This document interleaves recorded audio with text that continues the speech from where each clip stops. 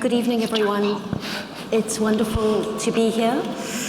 Wonderful to be in Florence, the birthplace of so much art and culture that we've revered over the centuries, and to be talking about culture with all of you. Let me introduce my panel. On my right is Shouq, a Qatari visual artist who works in painting, sculpture, and installations, and focuses on Qatari culture and identity, and the idea of art as a pathway to greater social and cultural awareness. On her right is Ibijoke Faborode, the founder and CEO of ElectHER, which is a non-partisan organization that advocates for greater political representation by women across Africa. She told me that in her home country of Nigeria, culture is one way to have complex conversations around cultural and religious barriers that might otherwise inhibit or prevent women from attaining their objectives. On Ibijoke's right is Låpsley Fletcher, who is an independent musician, singer, and songwriter, who sees herself as communicating the human experience through her art and has been a climate change activist for many years, both through her music and in other ways. Last year, her track, The Resolution Song, written for Earth Day, was nominated in a new Grammy category, Songs for Social Change. Before I turn to the panel and start asking them deeply probing questions, I'm going to quote a passage written last year by the author Hanya Yanagihara. She writes, "We are currently in a moment in which art is often expected to say something about the various urgent injustices that define our world. And not just to say something, but to be a conduit for change. That has led to some provocative and moving work, proof that sometimes art can do what policy cannot. Shift public perception and provide an emotional entryway into a problem that can feel either abstract or intimidatingly complex, or both. But," Yanagihara adds, "there is no one way to be an artist," a point I'd like to come back to later. As she points out, the visual arts, as well as theatre, dance, music, opera, multidisciplinary interactions, abound with work about pressing social issues, some of which Achilles spoke to a little while ago: climate change, the environment, systemic racism, migration, human rights, gender issues. The list is very long. But I'm hoping we'll explore, at least to some extent, a bigger issue here, which I'll put more simply than the sort of lengthy blurb on the program. Does any of it actually help anything? Can art effectively change anything in our world? Does it matter when we're facing huge global crises like we did with the pandemic? Does it shape public discourse? Can it lead to social or political change? We're going to answer all those questions in the next 20 minutes. Ibijoke, perhaps we can start with you, since in fact your work is not directly a cultural domain, but as I mentioned, you have spoken about the ways in which culture has been immensely helpful to you in achieving some of the things you'd like to achieve. Can you speak a little bit more about that and explain some of those interesting projects that you told me about on the phone? Yeah, sure. Hi, everyone. Hi, everyone. Hello. Great. I want to feel like I'm not talking to myself. Yeah, great. So I'm not traditionally from the art space. In fact, my job is to get women into politics and get them elected. And that's because less than 5% of our legislators are women in Nigeria, because half of our population are women. So we don't have a choice, as to how decisions are made in my country. Conversations around politics can be very complex, they can be very overwhelming, and they can be very heavy. And to be honest, I feel it. Sometimes I'm speaking with my friends, and once I, go into the technical policy-related stuff, they just switch off. They want to talk about food, about culture, about wine, about fashion. And so, how do we intersect this? And I think that's when we started to look to the arts. So one of our thematic areas really is arts and special projects. And we do that through exhibitions. In fact, we just concluded one of the most anticipated elections in Nigeria. And for most of you that do not know, Nigeria is a country of over 200 million people, so you can just imagine the political landscape. Now, I mentioned earlier that women are underrepresented, and one of the ways that we we thought to spike things up a little bit was to actually create an art exhibition and also a fashion collection to fundraise for the women. Because I thought, I used to work for the British government. I thought when I quit my job, I was going to do this amazing work, fundraise for women. I'm going to tell everybody about the good role, why women should actually be a functional part of society. And I started fundraising, and I couldn't raise funds. I'd done the social media campaign, I'd spoken to my friends, but they were just not interested. It wasn't really connecting with them. But one thing happened. We decided to bring together a couple of artists to really create art pieces about the role of women in society and how they intersect with it.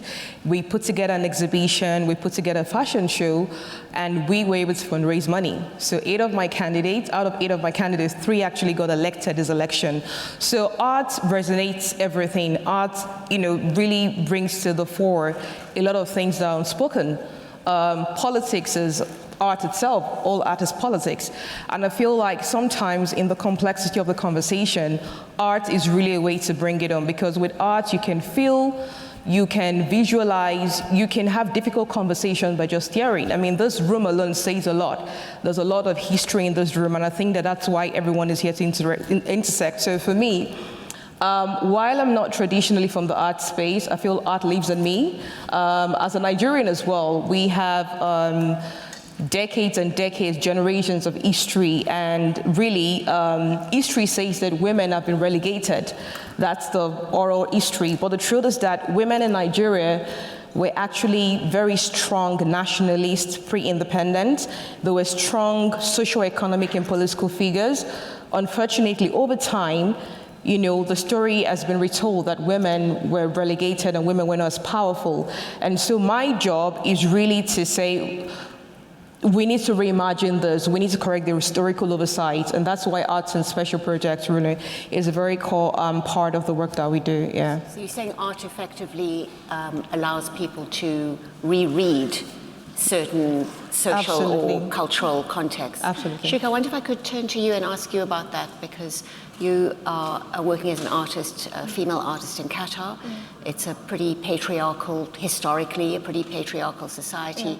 Do you feel that just by the virtue of being a female artist, you are in effect an agent of change, that you are a model for younger women perhaps, or for other female women who would like to be artists? That's a great question. Thank you, Roslyn. And thank you, Art for Tomorrow, for inviting me here tonight. It's a pleasure to be speaking amongst everyone. Answering your question, I think we've had a lot of role models, female role models in the industry. And I believe it's a generational thing. And we've been learning a lot from them. For example, we have Sheikha Mayasa, we have Sheikha Moza, and so many more people working in the UN. And I don't think it's a barrier. No. A barrier? No, I don't think so. I think it's a powerful thing, and it allows me to express myself through art and showcase my culture and heritage to the world. Do you have some of the same issues to deal with in your art that Ibijoke is describing? In other words, there are certain ideas or sort of cultural contexts that are easier to address through art than they are to simply raise as an issue. To answer to your question, I think I aim to utilize cultural symbolism in my work, and as it's a cultural symbolism and showcase culture and heritage, as well as unity and identity throughout my work, I don't think so. I think, as I said, it's a generational thing, and preservation of heritage as well. Thank you. Holly, let's give you some attention. You've obviously been very socially conscious since the beginning of your songwriting and music career. How important is it to you? Is it a motivating factor in what you do, or is it simply natural to you? It's interesting. So I grew up with a father that worked in sustainable development and was constantly traveling around the world, but alas, quite an absent father. And so I'd get nuggets of information when he came back talking about his time in Uzbekistan or during some big flood catastrophe. And then on the other side, in the domestic space, my mum was playing Joni Mitchell. And I think about the impacts of, well, I'm coming at it, everything from a music perspective, by the way, which is my lane. I think about the impact of certain songs that were played in the immediacy and how they've ricocheted through time and linked to what I do now and linked both my parents together and their work. It's interesting you mentioned listening to songs, because when you were telling me about the song that was nominated for the Grammy, you were saying that it had been sung by, did you tell me, over 200 different artists? In 200 different countries. In 200 different countries? Yeah, including Annie Lennox has performed it. I wrote down some facts because and so I'm wondering what you think. You know, people sing the songs. They say, I don't know what the words are, but I presume they are about the issues that Earth Day would focus on. Do you think that simply by absorbing the ideas of lyrics and so on, that can actually make for meaningful change? I think a common misconception about music is that it's escapism. And particularly with the resolution song. So I got given a brief that came on my desk that week, which was to write an activist song for Earth Day. And I get a different kind of brief every week. Sometimes it's an advert, sometimes it's for a massive pop artist. And I think we underestimated the impact that this song would have. I purposely went for something that was incredibly simple and a bit of an earworm, is a word that we like to use, but very directly depicts some of the issues that we have with our attitude towards climate change. I think a lot of music is to do with changing attitudes rather than it's the attitude that creates the physical change. So it's planting seeds in that sense.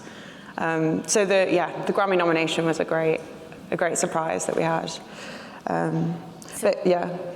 So are you saying that awareness has to start somewhere, and that it can be as basic as repeating a song's lyrics? I think it depends. I think with music, you have an immediate reaction to the song, and most of us listen to music in quite like a private space. There's an immediate reaction, which is effectively showing a mirror to ourselves or shining a light on something that was previously in the dark, emotionally, consciously, within the personal space. But then beyond that, there's the place of a song over a long period of time, and when it's spread between people, and the passing on of a narrative of a story and the awareness. And something that I thought, before you get into the deeper analysis of some of these ideas around climate change and solutions, I think awareness is still quite a primary important thing. And this song served as a song about awareness rather than, I guess, a solution. Yes. Yeah. Ibijoke, you talked about the sort of practical help that culture was for you in terms of fundraising and being able to talk about issues. But to our fundamental question, does it actually make a difference in terms of changing people's ideas? Have you seen practical consequences of the cultural activities that you've engaged with for your organization? Yeah, actually, so there's a pattern in the political space. I mean, I'm not a politician, but I like to think I'm a kingmaker. Well, I'm becoming a kingmaker. Sometimes we have conversations amongst ourselves, and the truth is that other people, a lot of non-conventional people, can really understand, or they're hearing you, but they're not listening, and so our communication can sometimes be tone deaf. So you go into this room and you talk about, the deep policy issues, you're being very technical, but the next person can really translate it, But what we found out with a lot of the creative, art-related or cultural events that we have is people get to think, people get to interact, people get to communicate. There's that incremental behavioral change that you can almost notice because narratives are being shaped. People are rethinking and reimagining the way they thought things were, and that's the beautiful thing. So we have an annual exhibition I was about to ask if you could give us a concrete example that perhaps what you're about to do. So we have an annual exhibition called Obìnrin. Obìnrin in my language means woman. We actually started it during COVID. It was in 2020. And at that point, I honestly didn't think that people really cared about what we had to say. And so we thought, the world is in a dark place, people are dying of COVID, we just needed something to boost people up. But we also knew that, there was a socio-political reality and context in the country. And so we put up this art exhibition, and I was quite skeptical because it was the first time we were dabbling into that. But I think 30 minutes after we started, the room was filled up. It was the first time I actually felt I was connecting with people. And the interesting thing was that we were talking about the same thing we've talked about for the past year, which is politics, the role of women, just that people could intersect and understand in different ways. Now you add those art pieces that were very interactive, they were very thought-provoking, and people were asking questions, and through that, we could then relate it to the evolution of women in society, the role that they played. And I think for me that was very pivotal. Now, before that event, so my country is quite funny, or maybe some other countries are same as well. A lot of private sector players that have the economic power would not really dabble into a space just because of the kind of political economy we run. So they don't necessarily want to be seen as anti-government. So they would rather, they say they're apolitical, but the truth is that they would rather not talk about politics or democracy. They just think democracy and politics means you're partisan, and they wouldn't really want to lose, government affiliation or favors or whatever it is, right? Or policy-related things. Now, we had a lot of top business executives in that space, and the interesting thing was, I think our first sponsorship after that event was from a very peculiar private sector player that would never really be interested in that sort of conversation. And for me, that really proved that conversation, was very meaningful and very impactful. Plus, we had influencers, celebrities, artists, so many people in the space, but they could come there because there was a point of intersection, which was not the traditional conversation. So we've seen a lot of that.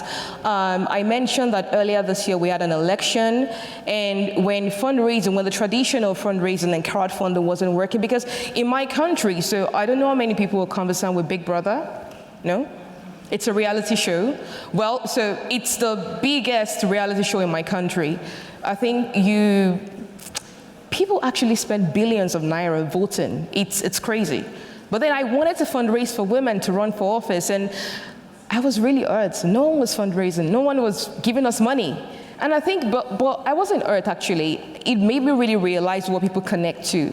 People connect to what they can see, feel, touch, and what really intersects their immediate reality, and Big Brother does that for them. And so when we put together the fashion show and people could actually wear the shirts, we were able to raise money. And so each day, I learned that sometimes what we think that a solution is might not necessarily be the solution. And for us, it's now a very pivotal part of our work. The Obìnrin exhibition we started in 2020. We had it last year, and we've taken a break for a year.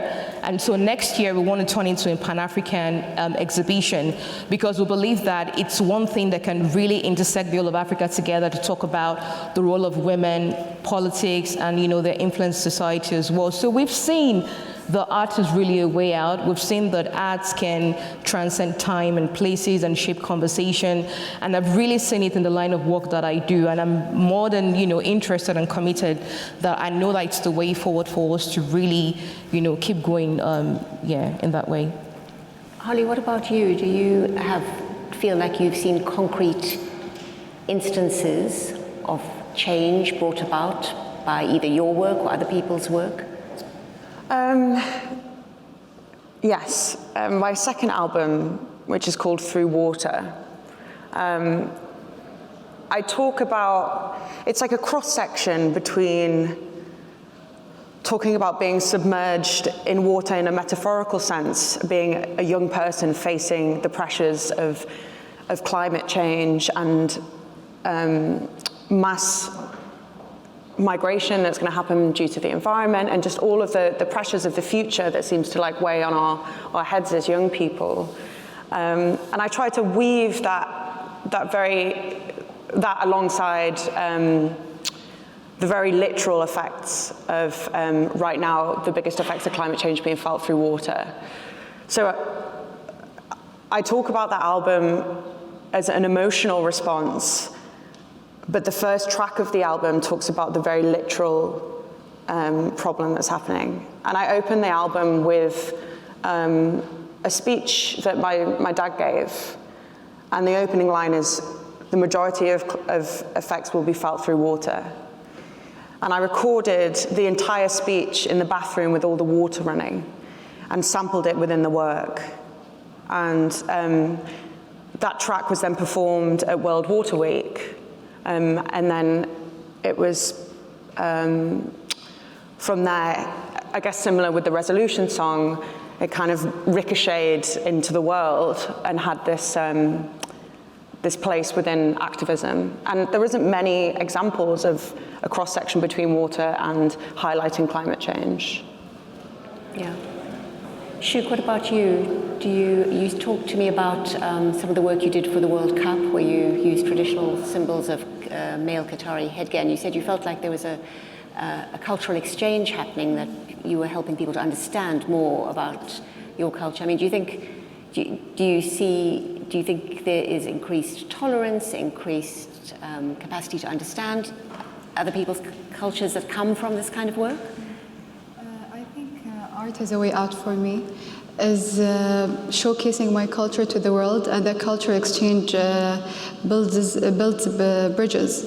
And I think that's a powerful thing.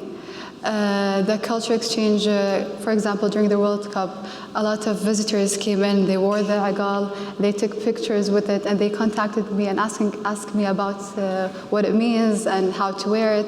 And there was an incident, actually, I remember, during the World Cup. I was on my way to the seat in one of the football matches, and a Mexican fan approached me and my brother. He was interested in wearing the ghitra na'agal, but he couldn't find any. So he asked my brother if he could wear it. So we gave him the ghitra na'agal, and once he wore it, he felt very welcomed, and he felt part of the culture. It made him part of the culture, and it made him not just feel different, it made him feel Qatari in a way. So we asked him what is the most interesting thing you saw here in Qatar, and he said that the generational aspect of how the father and the son and the mother and the daughter are wearing the same thing and acting the same way, it felt very family oriented in a way. And in exchange, we kept his sombrero, and he kept our agal and ghitra. Nice. I want to, we haven't got much more time, but I want to come back to the line that Hanya Yanagiri writes after writing about the ways in which art can take up social causes and can be a conduit for them. And she finishes by saying, but, and I actually am not remembering now the exact phrase, but an artist can do anything. An artist has the right to do anything. So my question for all of you is, should artists today be trying consciously to address social ills? Do we have do they have a moral, or do you have a moral imperative to do this? We've only got about 3 minutes, so just very quickly from each of you, brief thoughts on that topic. I think having that awareness means that it can then be used as a tool. I think I accidentally fell into it. I think my early work was definitely looking at the past, looking internally, but focusing a lot on the past. And then as my work progressed, the more I looked inside, the more I realized there was a connection with an anxiety towards the future. And therefore, speaking within my personal work about my own anxieties had this link with the bigger picture. And therefore, it's interesting because I've just finished a European tour and I had so many people come up to me and tell me so many specific examples of how certain songs have affected them in their life. Well, I mean, I'm not an artist, so I wouldn't speak for an artist, but what I would say is that I think every human has a responsibility to leave the world better than they met it. And I think it's on that premise that, everyone should do their bit. I wouldn't necessarily say we should put the pressure on artists, being artists, to use the platforms to, push for social consciousness. I think there has to be the believability of it. They need to believe and leave it first before they can interpret it. But what I find from the very limited perspective of art, that I know is that you have to feel something to be able to express it. Most artists feel very deeply to express. I used to paint, although I've had a block for like 3 years now. I think because of work I haven't really painted. But I know that, it was just things I wanted to express that I would just put on a canvas, and if it made sense or not, it was a function of my society, my environment, what I was feeling deep inside, conversations that I had.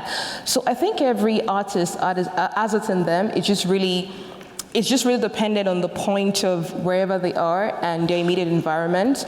But what I find, at least in my circle and within the interactions that I have, is a lot of the artists subconsciously are actually pushing for social change in my country. We've had COVID, we've had the NSAS protest, which became a global protest, that was really fighting against police brutality. And what I found was a lot of artists found a way to express it through painting, through art, through storytelling, whatever it is, right? So really, I wouldn't say it's the responsibility. I think it's the responsibility for all of humanity to find the way to leave the world better than we met it. Yeah.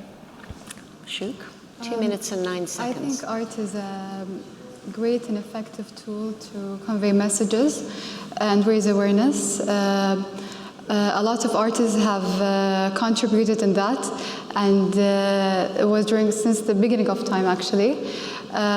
For example, an artist that has come to my mind is Banksy. Banksy has contributed to several issues, which are current issues actually, and I think it was really effective. And because graffiti art has seen a bit, what's the word? Not unreliable. It's effective, but it was a bit. What's the word? Transient, or it doesn't? Not transit. Unacceptable in a way during the past time. But I think Banksy has changed it in a way, and that way it has raised awareness. I think, yeah. Yeah, of course. I think something that's unique to music as part of the arts and a form of communication is its accessibility. You don't have to go to a gallery to experience it. We often all have a personal headset. We often listen to it within our private spaces. And we can go back to it and see it again, and listen again and again and again. And each time, depending on the time, the place, the context, the situation that you're in your life, it can have a different profound effect. So I think it's not been the true accessibility of music as a form of art, as a form of communication, should be tapped into. Thanks. Also, I could speak a lot of things that words cannot explain as well. So it could also convey a lot of messages at the same time. I was going to ask if anyone had any questions. We don't technically have more time, but if anyone has a burning question, we'll take it. No? Okay. Well then, I'd like to thank all three of you very, very much for being on this panel. And on to the next thing, my colleague Matt Anderson, culture editor of the New York Times.